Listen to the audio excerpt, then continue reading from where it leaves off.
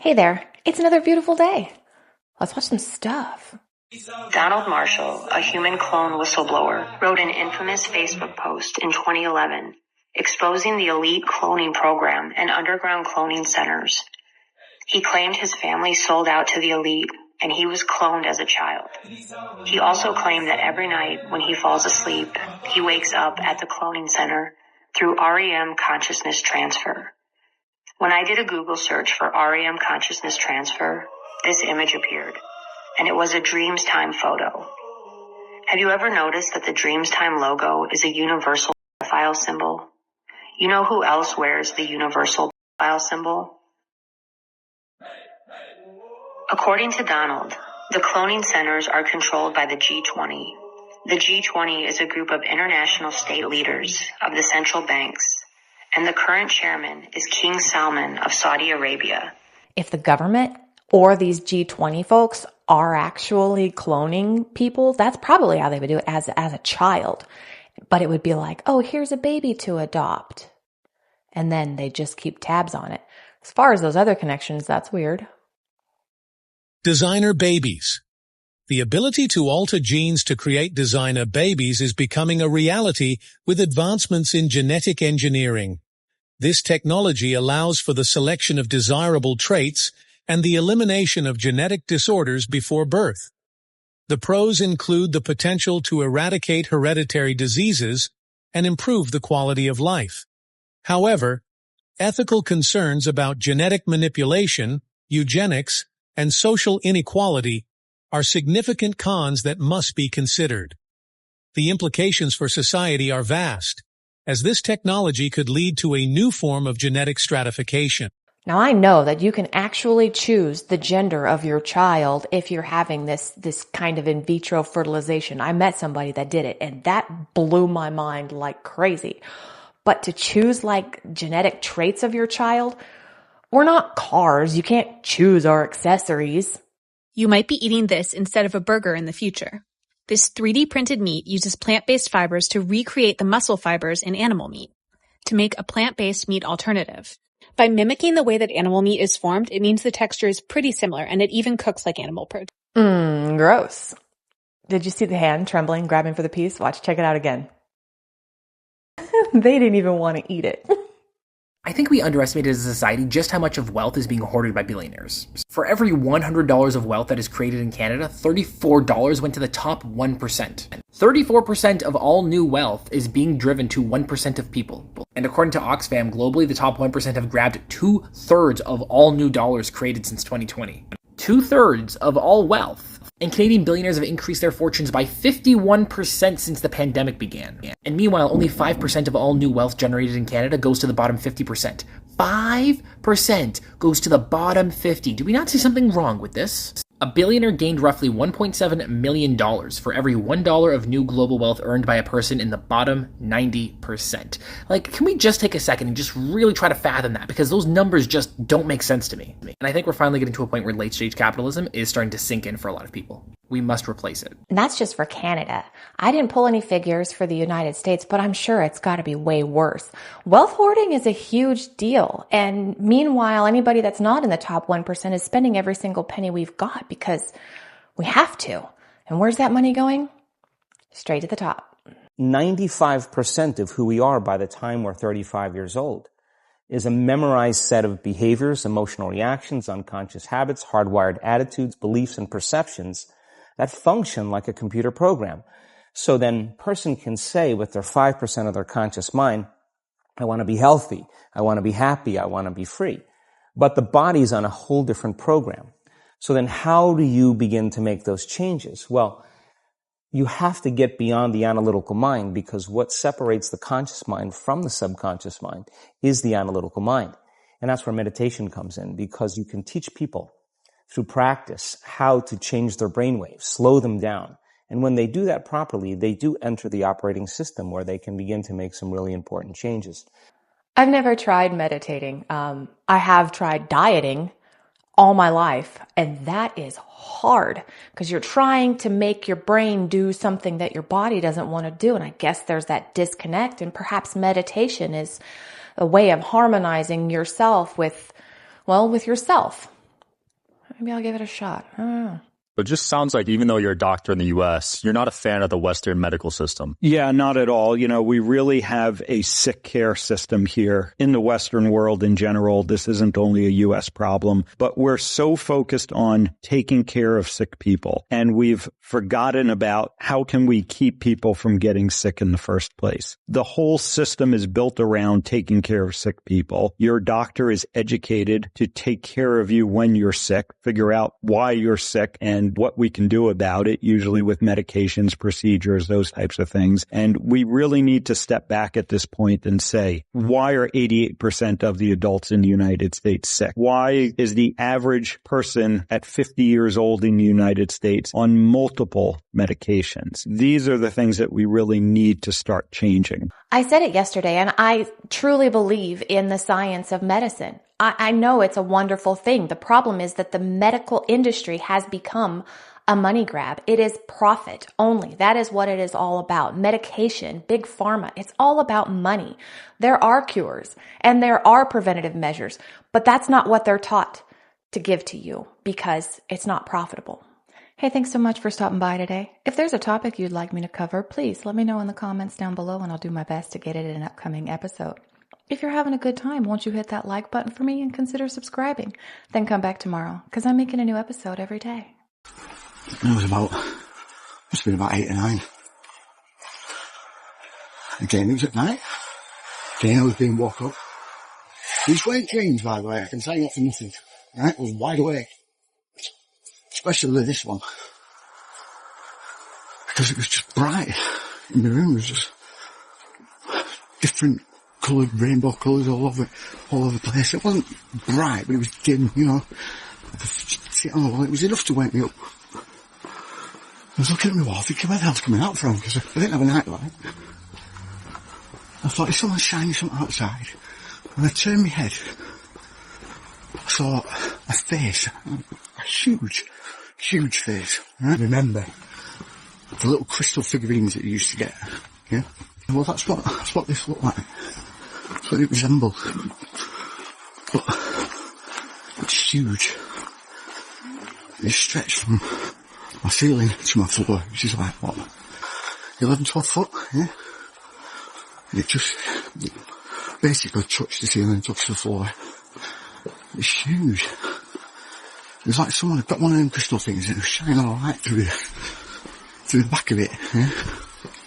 So that's what we're creating, all the colours, right? I didn't feel threatened. I didn't feel scared either. I felt baffled. But I didn't feel like it wanted to hurt me or anything. It wasn't, I mean, you could see tell it was a guy with longish hair, yeah. Slightly curly, wavy. Beard, just a normal beard, you didn't like long one, it was just a beard, yeah. But all the detail, you can see it was on. It's all like this cut crystal. Honestly, God, I mean, it must have been there for what, 5-10 seconds at most. It felt like ages. It was the coolest thing I've ever seen. Yeah, I've never seen anything like that again. I just remember looking at it, what? Something I can do. I didn't say anything. Didn't hear anything in my head. I just said, just gone. Yeah. Cool story, bro. That's our friend Sam Fisher. I absolutely love when he tells stories. They're always so interesting, but I don't know if it was like a vision or a dream or even a sleep paralysis demon that was kind of in his room. Tell me about a crazy dream, vision, or sleep paralysis experience that you've had. Hey, a new train is arriving in town. It's called the toxic train, and it is a chemical being applied to fruits, mainly, and some vegetables, used in 65 countries of the world. It's called Apeel, A-P-E-E-L, and it is a type of coating that's going to allow more longevity for these fruits. The question is, how toxic is it? It does contain small amounts of heavy metals, the things that I fear, one of the most categories that I fear the most, because it's lead and mercury and arsenic. Yes, it's tiny amounts, but health is based on cumulative additions to things in life. None of these small amounts bother anyone. It's when you do it year after year after year. So look for the label, A-P-E-E-L. I'm not trusting it at this point. Maybe the good outweighs the bad. I'm not buying anything with the word Apeel on it until I can appeal it in court and see how safety or how dangerous it is. Another tip for your longevity and health. Thank you. Heavy metals on your produce, brought to you by the Bill Gates Foundation. Now, in that state of survival, the research shows that the long-term effects of those stress hormones are pushing the genetic buttons that are creating disease. The body can't live in emergency mode for that period of time. So, in a sense, the person is making themselves sick by thought alone. Their thoughts are making them sick, literally. So, the problem is now the body is conditioned into the past, and it's the mind. Now, once the body is the mind? The body becomes the mind emotionally. So now, all of this energy is stored in the body, and now the person now has to leave their unhappiness and step out into the unknown. It's a real game of mind over matter. And there's those days when you're just in a bad mood and it persists and it just snowballs. But if you just stop and tell yourself, hey, I'm going to be happy. And I've heard that if you just smile for 60 seconds, it seems like an eternity, but it will change your mood dramatically, which makes your body feel better. It's a crazy thing. Everything that is expected from an ordinary weapon is expected from a silent weapon by its creators, but only in its own manner of functioning.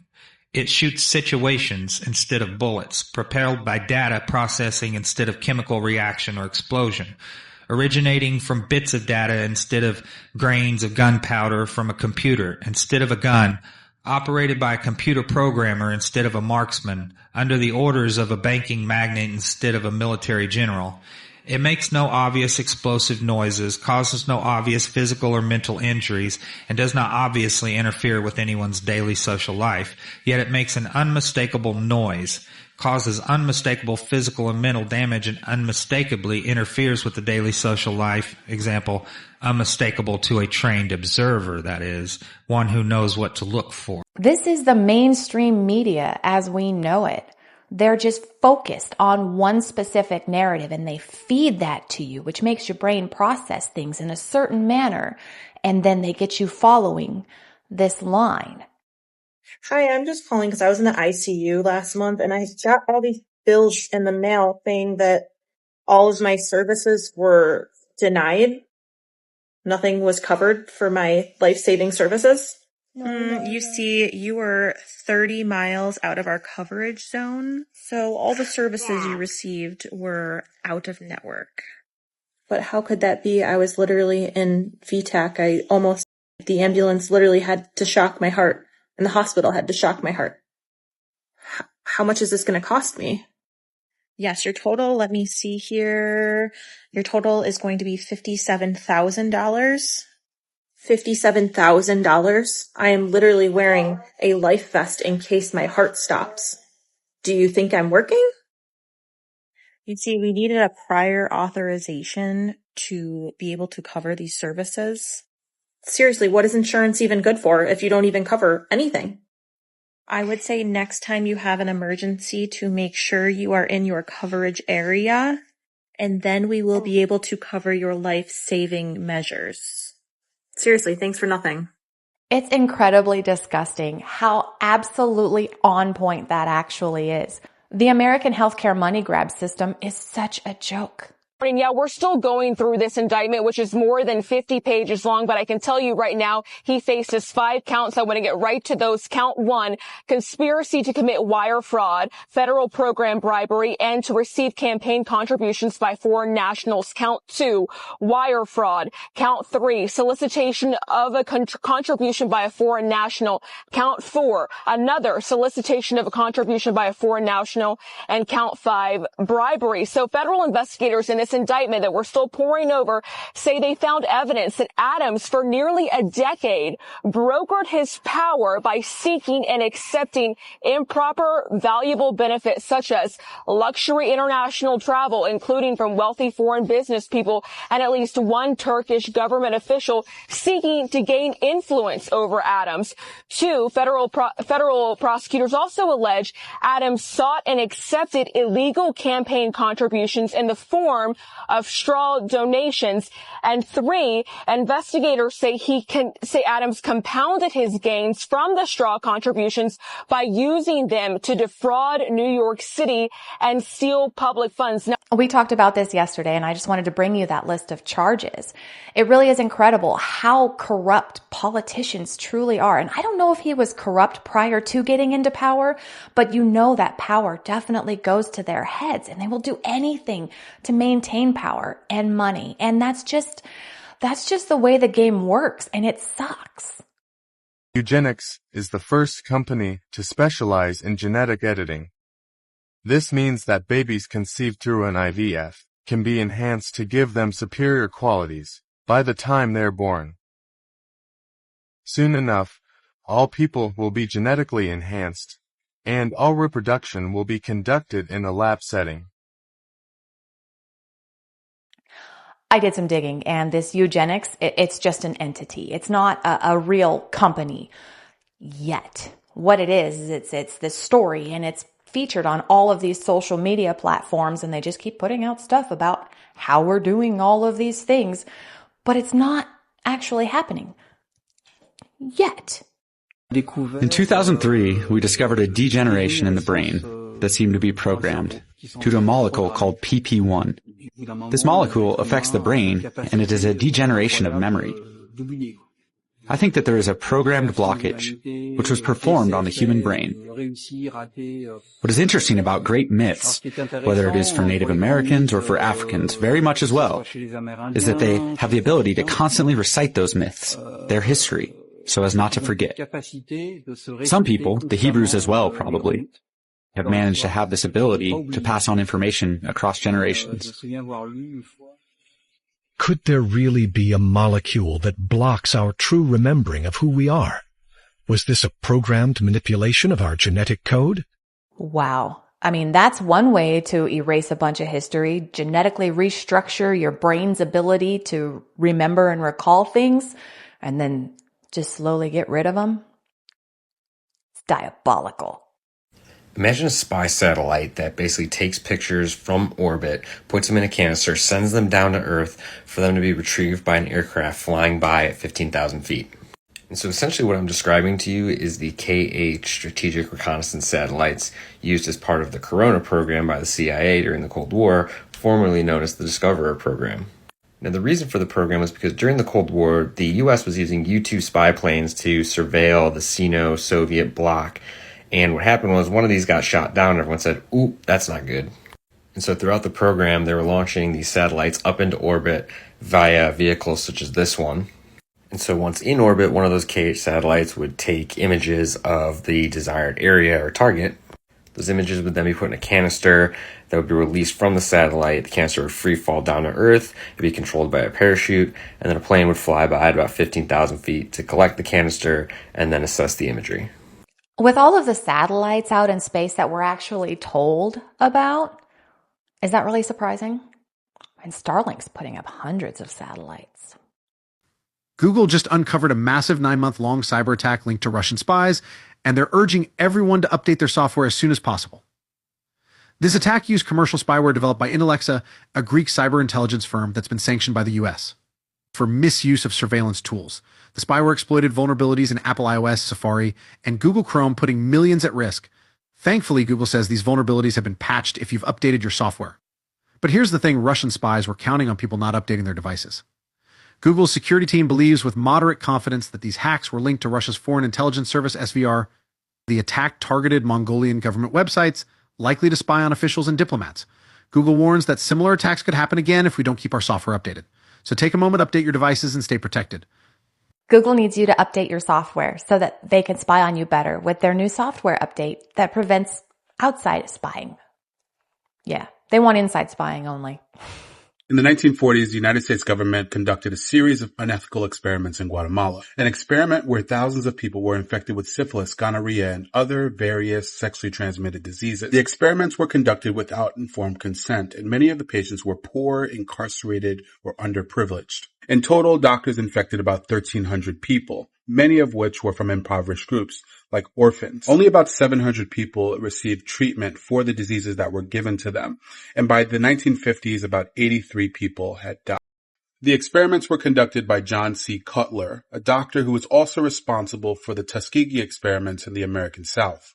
In 2010, former President Barack Obama apologized to the Guatemalan people for what happened. A $1 billion class action lawsuit was filed, but it was later dismissed after a judge determined that the United States government had immunity over things that happened overseas. And over the years, the United States government has simply shifted from doing things overseas to performing these experiments in-house. A voice only you can hear, DARPA's sonic projector. So they would pinpoint it to one target. Hey, you.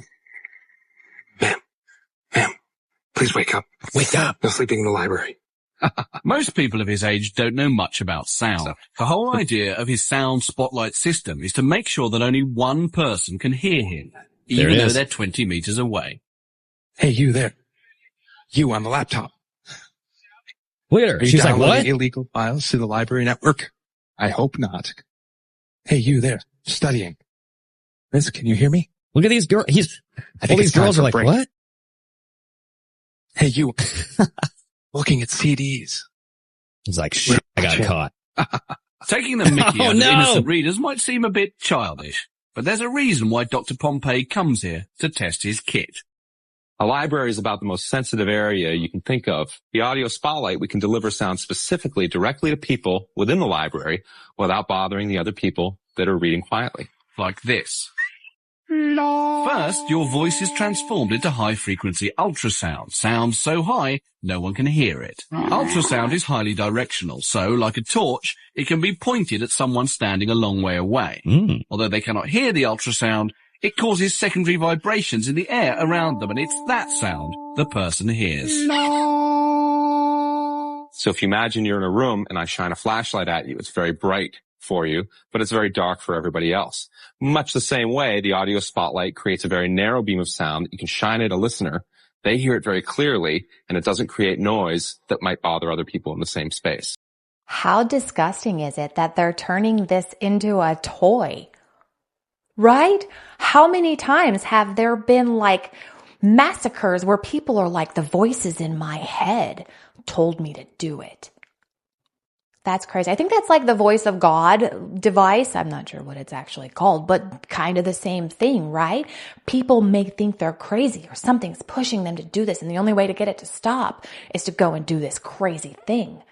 Maybe some people aren't actually crazy. They're just being coerced into doing stuff.